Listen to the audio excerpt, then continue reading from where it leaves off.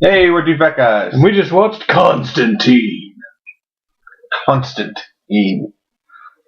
Just the Ian would not stop. So much Ian.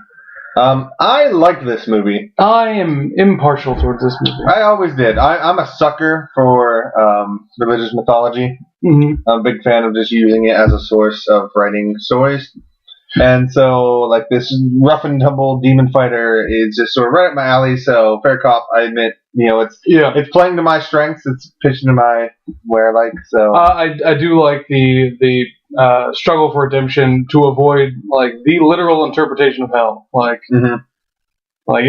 it's a real place. We saw it in the movie. Yeah. And he is like, fuck that shit. I don't want to do that. That place seems awful. Yeah, I mentioned What Dreams May Come just because, and actually there's more times than you thought about. You've not seen it. I've not. Essentially, the rough plot is Robin Williams, like his wife died. Yeah, well, he's trying to go save her or something. His kids die, in like a car accident, and so him and his wife are really sad. And then he ends up dying in some other event, and maybe him and the kids die at the same time, and then the wife kills herself. So the wife goes to hell, and he's in heaven, and he's like, fucking, this isn't heaven without my wife. Like, that's shitty. Yeah. So he, goes down to hell and fights his way through to try to get her and pull her back to heaven. And then people, the very heavy instrument plot is like, suicide, you go to hell. Deal with it. That's how it works. My brain just kept saying, hey, you remember this movie? I'm like, yeah, brain, it's completely different tonally and plot-wise and characters. All sorts of different stuff. But my brain kept drawing comparisons to that. Yeah, I mean, I it is one of Keanu Reeves' better parts, I think. Oh yeah, I think he does very well. Mm-hmm. It pitches to him well. Honestly, I would say it's a better part for him than even Neo, because at the time, especially in the later films, it wears thin. Yeah, and Constantine never said "whoa" once. Yeah, the Neo veneer wears a little thin in the later Matrices. What? That's the plural of Matrix. I know, but I don't think I've ever actually heard the Matrix trilogy referred to as Matrices. Yeah. Well, on the Matrices. I'll suck on the Matrices. I don't know how. It sounds challenging. Comments? Tilda Swinton. She's real good. She was really good. I really like her as the sort of weird androgynous Gabriel. Shia LaBeouf, great in this. Really good. Playing totally not the character from iRobot. Yeah. Yeah, definitely not. Totally different character. You're completely lost for anything to say, aren't you? Yeah, I didn't have much to say going into this movie. I don't have a whole lot to say coming out of it. It's not bad. I wasn't terribly bored. It was entertaining, but I don't. I have the same opinion as I do of another Keanu Reeves movie, A Scanner Darkly, which I just no opinion. It just had zero net effect on. See, I was going to see Scanner Darkly at some point in my life, but then in my history of animation class, we watched a short film that was digitally rotoscoped. And I feel like, well, there went my reason to watch the movie. There went my entire reason to watch that movie. I'm like, nothing about, I couldn't even tell you the plot. I think drugs are involved somehow. Somehow, and I think one of them is an FBI agent or DEA, future space DEA. Not space, but... Future space DEA? Yeah, that makes sense. Trying to combat the drugs. That checks out. They scan things darkly. There's one kind of cool thing that's a part of it is, these agents will have, wear these suits that cover them entirely, and to the outside, it's constantly changing what the person looks like and who they are. I think it also changes their voice, but just so they can go and deal with people without being completely anonymous. And so but it's just constantly shifting, and so that's kind of a little interesting thing that I took out of that. But and the acting's good. It's got Robert Downey Jr., Keanu Reeves. I want to say Woody Harrelson, but that is probably wrong. You're trying to get me to see it now. Work for Hunger Games. It'll work for Scam Director. I'm gonna feel. I can't remember who the another person is, but you're on the internet right now. Just look it up. Yeah. Constantine.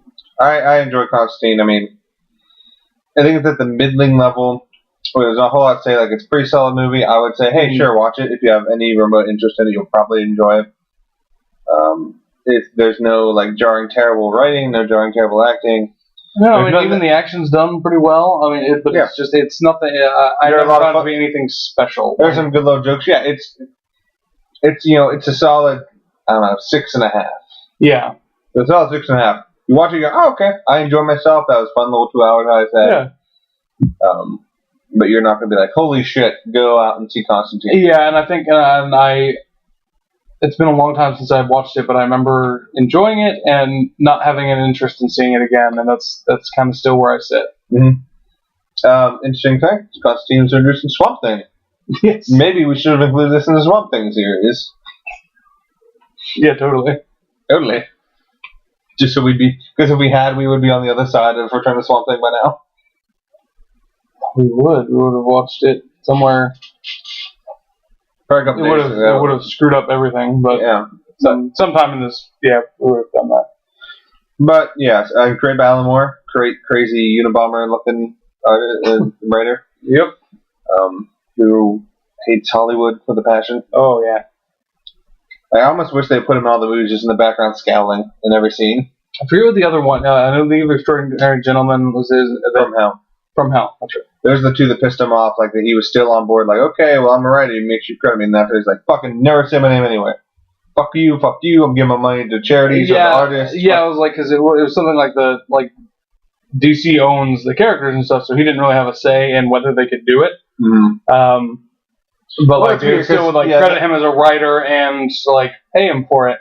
But he was like, nope, I don't want either of those things. Yeah, there are weird things where they fought for years because originally like if you made a comic character, whoever published it owned it like entirely. Yeah. Now you get like money and rights and things, but not nearly enough to stop them from making a movie however the fuck they want.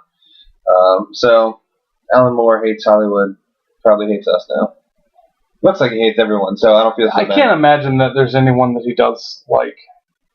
Maybe The Simpsons. He had a great cameo on The Simpsons. Do you remember? Did you see that one? I did not. It's him, fucking the guy who wrote Mouse. I forget. It's a couple independent comic writers like that. And there's a new comic book store that opens in Springfield. And then at one point, like, comic book guy crashed it and he's being a dick. And Alan Moore goes up like, come on, League of Extraordinary Independent Comic Writers, assemble! And they like put on, like, they like rip off their shirts and they're all super muscled and start beating the hell out of comic book guy. And the guy who wrote Mouse puts on a mouse mask and says, Mouse is in the house! And punches him in the face. And then at the end of the episode, like when they're walking away, like they're all flying in the sky and they're like, what a great resolution! Now onward to more challenges! And they fly away. All right, and I'm like, I'm glad Alan Moore. Oh yeah, because that's it. The great joke. Essentially, he's talking. He says something to Bart about how he hates Hollywood and commercializing and ruining everything. And then Milhouse walks up and says, "Will you sign my copy of Watchmen Babies and V for Vacation?" And on the cover, it's like all little Watchmen babies on a surfboard. So yeah, so just I don't know, Google image Watchmen Babies, V for Vacation, and enjoy. Also watch the Watchmen Saturday morning cartoons. Yes, if you better have by now, internet. Okay, so that's that. Next up, we have Supergirl. The one that Christopher Reeve passed on. Did he completely pass on it? I thought the schedule didn't work out. Well, I mean, he dropped out of filming.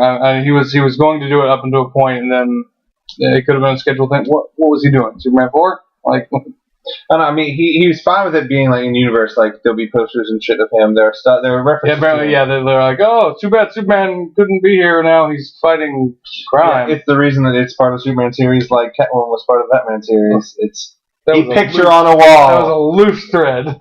A loose thread, but it's there, and we need to do it. We're staunch somethingists. I don't know what the something is. Someone also fill it in. Well, we'll fix it in post. We'll fix it in post. We won't fix it. See you on the other side of Supergirl.